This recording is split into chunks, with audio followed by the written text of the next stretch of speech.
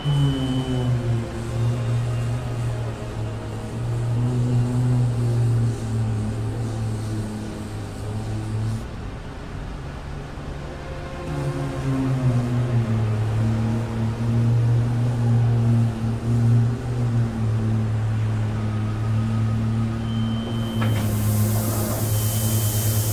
paintings are really just focused on the single boat, but the lino cuts kind of put them into their environment. I did an apprenticeship boat building before I went to art school, so it's really drawing on my experience when I was young, and when I got to art school I realised that it was quite a unique experience being trained in a shipyard. And you know, I've made it my subject matter ever since. Makes a good story. Yeah, I mean, my college prints were very allegorical, full of myths and legends and very complex. But I think as I've got older, the subjects have got simpler. You can. They're hopefully less contrived. Josie's been coming along one day a week for a couple of years now, and she first started by really getting everything tidy, because I'm quite messy. So she keeps everything in order, and she's a trained graphic designer, so she has a love of typography and printing, and so I'm putting buildings back and boats back that have long disappeared. I mean, I think a memory of a place is it covers your whole lifetime, and if not before your lifetime sometimes. And you know, a photograph will be a snapshot of a moment, where I like to make my lino cuts have a bigger time span. I mean, somebody said that my lino cuts are a compression of time and space, which I rather like, because I'm twisting the perspective as well, making it much more condensed.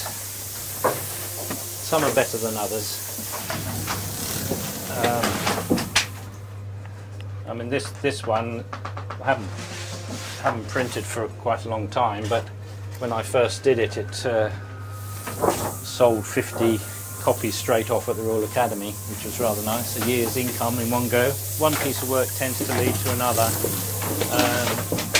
You know, just recently I've been doing the water in a different way, and you know, I like to ideas, things that work get sort of reused again in the next picture, and things that don't work get dropped, and one thing leads to another. I don't think I've got a sort of grand plan of where the work's going, or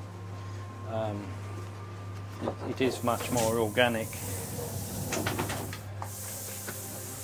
I mean, I'm working on a lino cut of some Humber boats, and I know nothing about Humber keels, and so I've had to do quite a lot of research on how they're constructed, and you know, there's sort of regional variations on the way the boats are built, and you know, the way they're rowed, and all sorts of interesting things like that, which I can get lost in. I've experimented with sort of vinyl engraving and woodcuts, but I like the kind of directness of relief printing. Probably, I mean, lino is not an old material, but the thing of printing from the high bits, the relief printing, you know, it goes right back to the origins of printmaking, really, and it's just the most direct. It's just something I feel comfortable with, and it's probably, you know, it's not too dissimilar to carving on boats and things that I did in the past. Some of the tools are very similar. We've done some big prints. We've got a 5-foot by 4-foot woodcut, which we have to print by hand. Takes 2 of us to print it.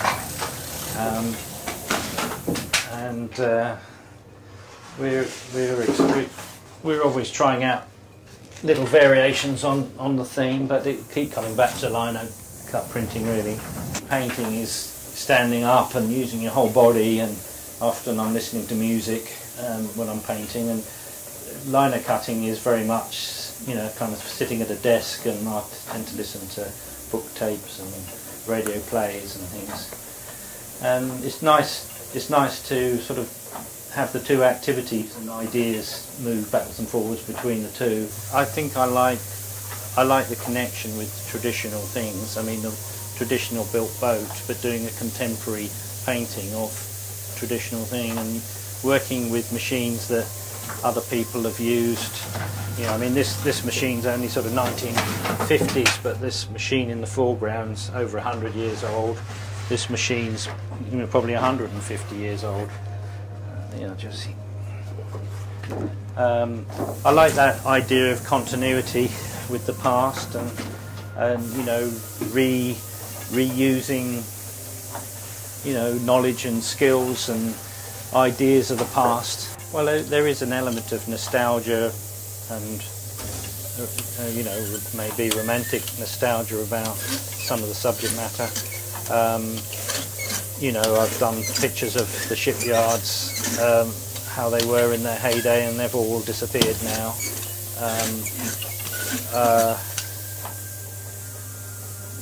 So there is an element of wanting to show people how things were done. I mean, this one of Cromer, you know, they have a very particular way of getting the boats up the beach. It's a, you know, quite a shallow beach, and it's very different to how they launch and come ashore at Aldborough, which is a very steep beach. You know, those little things I like to kind of record within the picture. I mean, I'm trying to do lots of things all at once, really. I'm trying to make a, you know, pleasing picture, but also have some research and historical content and a reinterpretation of that. So, you know, when you're spending months and months cutting a piece of lino, your thoughts and ideas go all over the place, and sometimes I have to tell myself to just keep it simple. You don't have to put everything in that picture, but there's a temptation to do that. I think my panoramas, I like to squash the perspective up so that the towns are a bit sort of boat-shaped. You know, they're condensed, and your eye is, you know, the lovely thing about a boat is your eye is taken round and back and is held in the picture, and I try and do that with the panoramas. So in a way, that is, yeah, if you want to put some on, that is one sort of indirect link. Yeah, I don't know, I'll have to show you some of my paintings. If you'd like to come upstairs to the painting studio, I can show you. Most of my paintings are done up here. This is a couple of pictures I'm working on at the moment. This is a Falmouth workboat that's being rebuilt over in Dodds, and this is inside looking aft. They're putting in a new transom, and this one is looking forward, and they're putting a new stem in it. We've all put all these new floors, and you know, it'll be almost a new boat by the time it's finished. But that's, you know, that's the most interesting part of a boat, the construction. Yeah, this one I've been sort of working on and off for, you know, a couple of years. When I was a student, I did a painting about the Solidarność in the shipyards in Poland, and I kind of felt a bit guilty that I hadn't really tackled the shipbuilding on the Clyde, and there was a great union working in the 70s, and Jimmy Reed and several other trade unionists took over the yard, and they built 4 ships under union control. So the format is very similar to my Solidarity painting, the cross, but the cross was also it was Upper Clyde Shipbuilders, which were 4 yards that were brought together, try and make them pay, which was in their symbol was a cross. And this is the sort of heyday of great liner building in Brown's Yard in the 20s and before, really. And this is part of the new aircraft carrier that's being built at the moment. The Queen Elizabeth class aircraft carrier, which is employing 10,000 men in 4 or 5 yards around the whole country. And that's being built in the yard that these people saved. So this is my sort of tribute to Jimmy Reed and the Upper Clyde shipbuilders. And if I'm happy when I finish the picture, I'm hoping to give it to the Riverside Museum, which is a new transport museum on the banks of the Clyde. But you know, that's only if I'm happy with the end result. Jimmy Reed gave the most fantastic speech about alienation and how, you know, the biggest asset this country has got is its people. And this was just when North Sea oil was coming in and people were being laid off, and you know, there's even more unemployed now than there was then. They're all social issues that haven't really been addressed or adequately addressed.